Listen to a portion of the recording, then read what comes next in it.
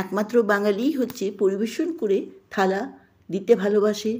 আজকে আমার থালার মধ্যে কি কি আছে সব থেকে আগে বলি।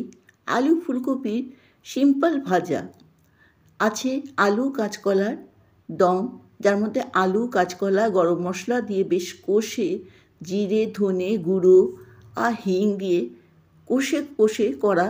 এদিকে অরহর ডাল দিয়ে কুমড়ো শাকের ডাঁটা আর কয়েকটা পাতা দিয়ে বেশ সুন্দর একটা ডাল, আর তার সঙ্গে গরম ভাত, যেটা কিন্তু বাঙালির দুপুরের খাওয়াতে মাস্ট।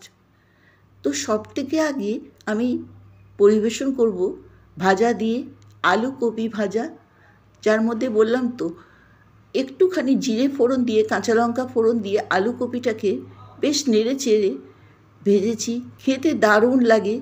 অল্প একটু হিং দিয়ে দেবেন। তারপর দিয়ে দেবো 1 বাটি ডাল। বাঙালির ডাল হলে কিন্তু হয় না, তো ডালও রকমারিভাবেই সার্ভ করা হয়, পুরোপুরি পরিপূর্ণ হয় ডাল যতক্ষণ না সুন্দর করে হয়। এদিকে আছে আলু কাঁচকলার দম। আলু কাঁচকলার দমে হিং দিয়ে বেশ সুন্দর করে করা, আর আছে মুসুর ডালের বড়া।